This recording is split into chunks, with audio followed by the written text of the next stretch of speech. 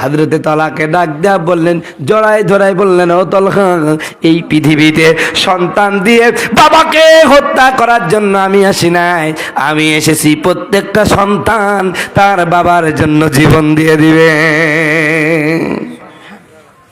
সম্মানিত বন্ধুগণ, আমার ভাইরা আমার, হযরতে তালহাকে ডাক দেয়া, তালহা, এই পৃথিবীতে আমি সন্তান দিয়ে বাবাকে হত্যা করতে আসি নাই, আমি এসেছি প্রত্যেকটা সন্তান বাবার জন্য কষ্ট করবে, বাবাকে ভালোবাসবে, বাবাকে সম্মান করবে। বাবা যখন বার্ধক্যে উপনীত হবে, এই বাবার দেখাশোনার দায়িত্ব নেবে সন্তান। আমার বন্ধুগণ, আমার ভাইয়ারা, আপনাদের এলাকার কোরআন শরীফ সূরাতুল বানি ইসরাইলের মধ্যে 22 নম্বর একখানা আয়াত আছে। আমার আল্লাহ ডাক দেয়া বলেন, ওয়াকাদা রাব্বুকা আল্লা তা'বুদু ইল্লা ইয়াহু ওয়া বিল ওয়ালিদাইনি ইহসানা। আল্লাহ বলছেন, তোমার রবের পক্ষ থেকে এই কথা শিরোধার্য হয়ে গেছে যে তুমি তোমার রব ছাড়া কারো গোলামি করবে না, কারো কাছে সেজদা করবে না, কোনো পীরের কাছে সেজদা হবে না, মানুষের কাছে সেজদা হবে না। সেজদা হবে কার জন্য? আরো জোরে বলেন, কার জন্য? আল্লাহর জন্য সেজদা করো।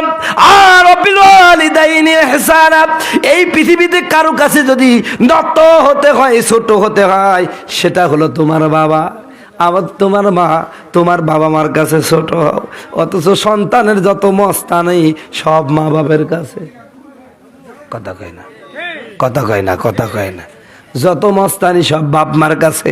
বাপ মা বুড়ো হয়ে গেছে, বাড়িতে আর কাজ করে খেতে দিতে পারে না। সন্তান এখন বইয়ের কথা মতন চলে, বাপ মাকে ভাত দেয় না। এই দিঘলকান্দিতে হয়তো বা নাই, কারণ এখানে অনেক মাদ্রাসা, অনেক বড় বড় আলেম আছে। হয়তো বা দিঘলকান্দিতে কোনো সন্তান তার মা বাপকে হয়তো বা এমন অপমান করে না। কিন্তু আমি নুরুল আমিন গোটা বাংলাদেশে এইরকম এই সময় আমি সফর করি। সেদিন আমাকে একজন বলল, হুজুর আপনি একটু দোয়া করবেন, আমার সন্তানটা আমাকে ধরে মারে। আমার ভাইরা, একজন বাবার মুখ থেকে যখন এই কথা শুনলাম, আমি দু চোখের পানি ছেড়ে দিয়ে কাঁদলাম। আহারে, কেমন কুলাঙ্গার সন্তান হলে তার বাবার গায়ে হাত তুলতে পারে, কেমন কুলাঙ্গার সন্তান হলে তার মায়ের গায়ে হাত তুলতে পারে। অথচ আল্লাহ পাক বলছেন, বাবা মা এমন একটা জিনিস।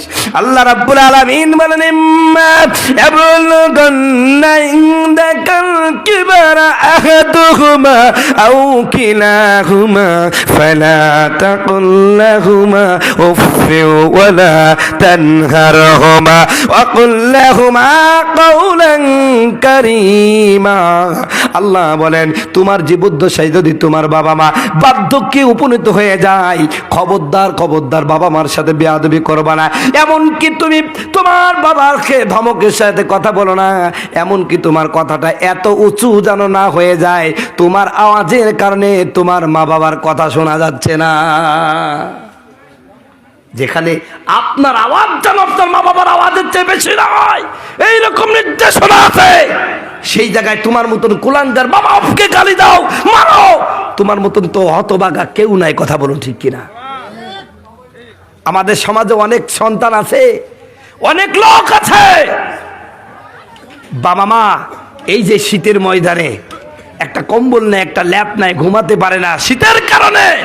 অথচ পীর সাহেবের দরবারে গিয়া কম্বল দিয়ে আসে, ল্যাপ দিয়ে আসে, মোটা কাপড় দিয়ে আসে। অথচ বাপ মা শীতের মধ্যে থরথর থরথর করে কাঁপতেছে, কথা বলছে না, কথা বলছে না। কি জন্য? হুজুর দোয়া করে দেন আমার যেন লাভবান হতে পারি, ব্যবসায় বরকত হয়, আয়ে বরকত হয়। কে বলেছে? কোন বেয়াদব বলেছে তোমার পীর দোয়া করে দিলে তোমার ব্যবসায় বরকত হবে? অথচ রসুলের কাছে রসুলের সুন্নাহ শোনেন। আমার নবীর যুগে একবার একজন সাহাবী, খুব অভাব হয়ে গেল, খুব অভাব, যা করতে যায় তাতেই লস হয়। একবার নবীর কাছে গিয়ে বলো, ইয়া রাসূলুল্লাহ, ইয়া হাবিবাল্লাহ, আমি তো যা করি তাতেই খালি লস হয়, একটু আমার জন্য দোয়া করেন, আমার জন্য ব্যবসায়ী বরকত হয়। জোরে বলেন সুবহানাল্লাহ। চাচা উঠে যাচ্ছেন কেন? যাও, উঠে যাচ্ছেন কেন ভাই? ও আচ্ছা, ঠিক আছে, যান। তো যে কথা বলছিলাম ভাই, শোনেন। সাহাবী বলছে, হুজুর আমার জন্য একটু দোয়া করেন, আমি যেন ব্যবসায় জিতে যাই। নবীজি বলছেন, তোমার মা বাপ বেঁচে আছে? তো ওই সাহাবী বলছে, হুজুর আমার বাবা অমুক জিহাদে শহীদ হয়ে গেছে, মা বেঁচে আছে, খুব বৃদ্ধা মানুষ। রসুল বলছেন আমার দোয়া করা লাগবে না, মায়ের খেদমত করো। জোরে বলেন সুবহানাল্লাহ। তো রসুলের সাহাবী তো আমার আপনার মতন না যে এক কান দিয়ে শুনবে আর এক কান দিয়ে বের করে দেবে। কথা বলুন ঠিক কিনা? আর রসুলের কাছে দ্বিতীয় কথা বলে নাই, চলে আসছেন, মায়ের খেদমত করতেছেন। একদিন মায়ের খেদমত করতেছেন, মাকে খাওয়াচ্ছেন, একজন পাওনাদার এসে তারে গালাগালি করতেছেন। মা শুনতে পেরেছেন, বলছে কি বাবা, তোমাকে এই লোকটা এত অপমান করছে, গালি দিচ্ছে কেন? কয় মা আমি খুব ঋণগ্রস্ত হয়ে গেছি। আর কিছু বলে নাই। ছেলে মাকে খাওয়াই দেয়া চলে গেছে। এবার মা যাই নামাজে বসে বলছে, আল্লাহ আমার সন্তান আমার খেদমত করে, আমার সন্তান ঋণগ্রস্ত, আমি মা দোয়া করে দিলাম আমার সন্তানকে অভাব মুক্ত করো। বলেন সুবহানাল্লাহ। দোয়া করতে দেরি, এবার সন্তান বের হয়েছে, যা করে তাতেই বরকত হয়। জোরে বলেন সুবহানাল্লাহ। বরকত হতে হতে হতে হতে এমন একটা অবস্থা হয়ে গেল, বিশাল বড় ব্যবসা, রসুলের দরবারে আর খুঁজে পাওয়া যাচ্ছে না। 1-2 মাস পর প্রায় 15-20টা ছাগল নিয়ে রসুলের দরবারে হাজির। জোরে বলেন সুবহানাল্লাহ। আমার রসুল বলছে কি ব্যাপার, তোমার তো আর খুঁজে পাওয়া যায় না? কয় হুজুর আপনি মায়ের খেদমত করতে বলেছিলেন, মা দোয়া করে দিছে, ব্যবসায় এত বরকত হয়েছে, 20টা ছাগল শুধু যাকাতের নিয়ে আইছি। জোরে বলেন সুবহানাল্লাহ। একটা ছাগল 40টা ছাগলে, 40টা ছাগল হলে কয়টা যাকাত হয়? একটা ছাগল হয়, সেখানে কয়টা ছাগল নিয়ে আইছে? 20টা। তাহলে কত ছাগলের মালিক চিন্তা করেছে?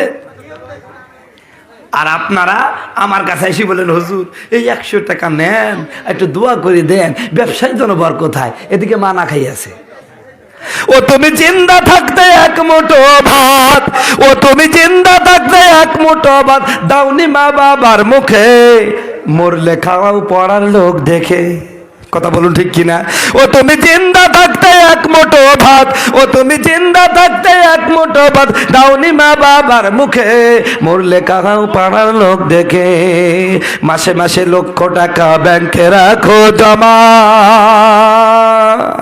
বাড়ি বাড়ি ভিক্ষা করে তোমার মা বাবা, ও তোমার বউয়ের হাতে সোনার চুরি, ও তোমার বউয়ের হাতে সোনার চুরি, দিন কাটে মহা সুখে, মরলে খাও পাড়ার লোক দেখে। ঠিক কিনা? সারা বছর মা বাপ না খাই মরলো, কোনোদিন খোঁজ নাই, মরার পরে উনি কি বিশাল মা বাপ ভক্ত, দে এই গ্রাম দাওয়াত দে, ওই গ্রাম দাওয়াত দে, দাওয়াতের পরে খালি বড় লোককে খাওয়ায়। কথা কয় না কে? আমি কথা বললেই তো দোষ, কয় হুজুর একটু জোরে হাঁটলে ওই বলে দাওয়াত পাইছে, আস্তে হাঁটলে বলবে ওই তো দেখছো ফ্রি পাই এমন খাওয়া খাইছে, হুজুর নড়তেই পারছে না। কথা করছে না কে? আছে কি নাই? আরে কুকুর পর্যন্ত হুজুর দেখতে পারেন এখন, জানেন? আমি সেদিন এক জায়গায় ওয়াজ করতে গেছি, আমার পিছনে কুকুর ঘেউ ঘেউ তাই চলে গেছে। আমি তাতে ভাই কুকুরটা কাটবো, তো বাড়ি থেকে মধ্যবয়সী মহিলা বের হয়ে বলছে হুজুর এই কুকুরটা খুব বদ, খালি এইরকম দাঁড়িয়ালা টুপিয়ালা দেখলে তাই চলে যায়। আমার একটু রাগই হয়ে গেলাম, চাষি এই শোনেন, এই যারা দাড়ি চাষে আর দাড়ি দাড়ি পেশাব করে ওদের কিছু কয় না? কয় না হুজুর ওদের তো কিছু কয় না। বলছে কবেই তো না। তখন ওই মুরব্বী চাষি আমাকে বলছে আচ্ছা বাবা এ তোমাদের দেখলে তাইরি যায়, আর যারা দাড়ি চাষে আর দাড়ি দাড়ি পেশাব করে ওদের তো কিছু কয় না। আমি বললাম ও চাষি, যারা দাড়ি দাড়ি পেশাব করে আর দাড়ি চাষে কুকুর জানে যে আমার যাইতি ভাই। কথা কছে না, কথা কছে না। তো যাইতি ভাইকে দেখলে কি কেউ ওটা কথা করছে না কেন? আর আমরা যারা হুজুরও মিলে না তো, এই জন্য দেখতেও পারে না। ভাই হুজুর দেখতে পারো আর না পারো, হুজুর ছাড়া কোনো গতি আছে নাকি? হুজুর ছাড়া তোর জানাজা, হুজুর ছাড়া তোর জানাজা কেউ পড়বে না, হুজুরে ছাড়া তোরে দাফন দিবে না। ঠিক কিনা? আরে সারা জীবন করলি রে তুই যাই হুজুরকে ঘৃণা, সেই হুজুরকে লাগতে পারে এটা ভাবলি না। ও তোর মা বাপ যাবে যাদুন এই দুনিয়া ছেড়ে, তখন কিন্তু আসতে হবে টুপিওয়ালার কাছে। কথা বলুন ঠিক কিনা? সম্মানিত বন্ধুগণ আমার ভাইয়েরা আমার, খুব মনোযোগ সহকারে শুনবেন। বলতেছিলাম হযরতে তলাকে ডাক দেয়া বলেন তলাক, এই পৃথিবীতে সন্তান দিয়ে বাবাকে হত্যা করার জন্য আসি নাই, আমি এসেছি প্রত্যেকটা সন্তান তার বাবার জন্য, বাবার সম্মান রক্ষার্থে দরকার হয় জীবন দিবে। জোরে বলেন সুবহানাল্লাহ।